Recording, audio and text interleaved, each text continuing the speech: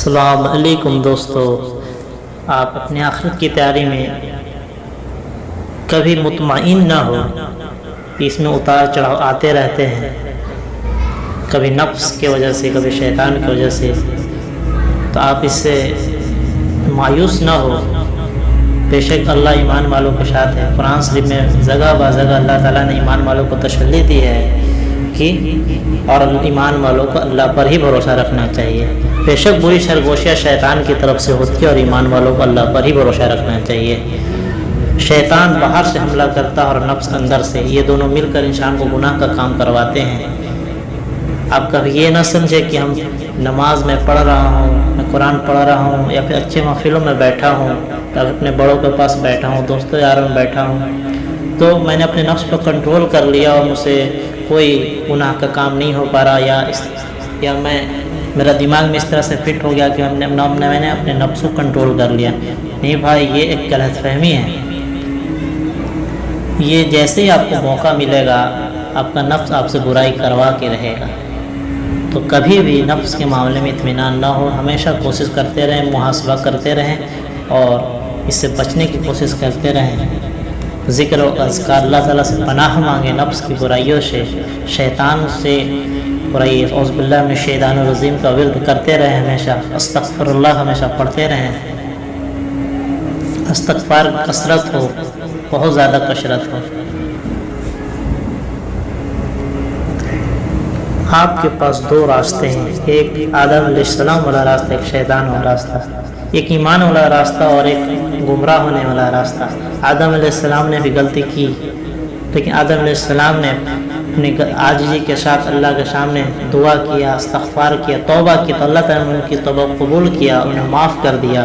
اور شیطان نے بھی غلطی کری، لیکن اللہ تعالیٰ کے سامنے اس نے اپنی تکبر بیان کی۔ اس نے کہا کہ تو نے مجھے آگ سے پیدا کیا اور آدم کو مٹی سے، آگ تو اوپر اٹھتا ہے اور مٹی نیچے گرتی ہے۔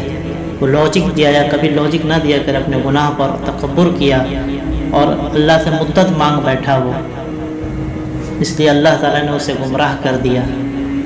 اس لیے ایمان والوں کا یہ ہونا چاہیے، یہ طریقہ ہونا چاہیے۔ آدم علیہ السلام اگر غلطی ہو تو ترنت توبہ کرے، اللہ تعالیٰ عاجزی کے ساتھ مانگے، اللہ تعالیٰ معاف کر دے۔ کیوں نہیں معاف کرے؟ وہ بڑا معاف کرنے والا، بہت رحم کرنے والا ہے۔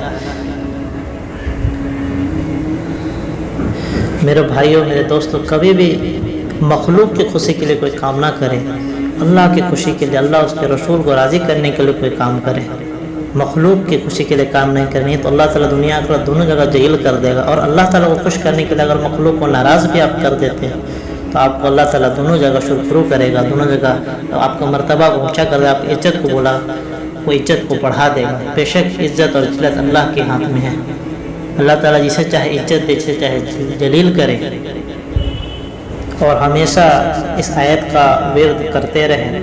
سورہ آل عمران کی اسٹارٹنگ کی آیت ہے کہ اللہ تعالیٰ بعد اس کے کہ تو مجھے ہدایت دے چکا، ہمیں گمراہی سے بچا۔ میرے بھائیوں، میرے دوستوں، اپنی اللہ تعالیٰ نماز کے بارے میں فرماتا ہے، بے شک نماز روکتی ہے بے حیائی اور برے کاموں سے۔ اگر آپ کی نماز آپ کو بے حیائی اور برے کاموں سے نہیں روک پا رہی ہے تو اپنی آپ نماز کا جائزہ کریں۔ ایک جگہ اللہ تعالیٰ قرآن میں فرماتا ہے، بے شک خرابی ان نمازیوں کے لیے جو اپنی نمازوں سے غفلت میں ہیں۔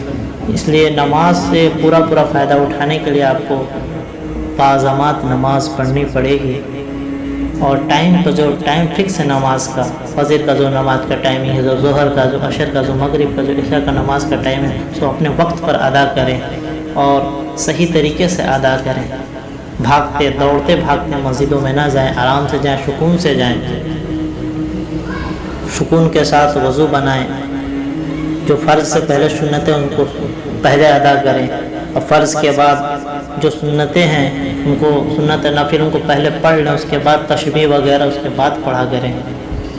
میرے بھائیوں، نیکی کے کام میں بڑھ چڑھ کر حصہ لیں، صدقہ دیں، زکوٰۃ دیں، کسی چیز میں کنجوسی نہ کریں، کیونکہ یہ ایک جمع ہے، ایک فکسڈ اماؤنٹ جمع ہو رہا ہے آپ کے اللہ کے پاس۔ اللہ تعالیٰ قرآن شریف میں کئی طریقے سے کہتا ہے صدقہ دینے کے لیے۔ یہ ایک طرح سے قرض اللہ کے یہاں اللہ تعالیٰ چڑھتا جا رہا ہے، اللہ تعالیٰ آپ کو اس سے اچھا بدلہ عطا فرمائے۔ قرض حسنہ ایک طرح سے یہ ہے۔ اگر آپ کسی کو نہیں دے سکتے ہیں صدقہ تو آپ اس کو جھڑکے نہیں، اللہ تعالیٰ قرآن شریف میں ارشاد فرماتا ہے بے شک بھلی بات کہہ دینا اس صدقے سے اچھا ہے جس میں جھڑک ہو، جس میں جھڑکا جائے، ڈانٹا جائے یا الٹا سیدھا کہا جائے دینے والوں کو، یا دکھلاوا ہو اس میں، اپنے صدقوں کو زکوٰۃ کو برباد نہ کریں، احسان جتا کر صدقہ بڑی بڑی بلاؤں کو ٹال دیتا ہے۔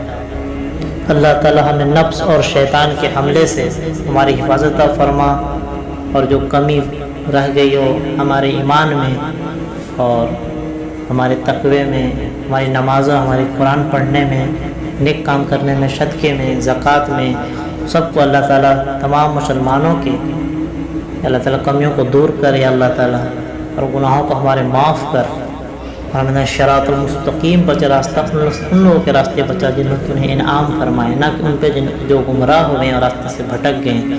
یا اللہ بعد اس کے کہ تو مجھے ہدایت دے چکا، ہمیں گمراہی سے بچا۔ آمین ثم آمین۔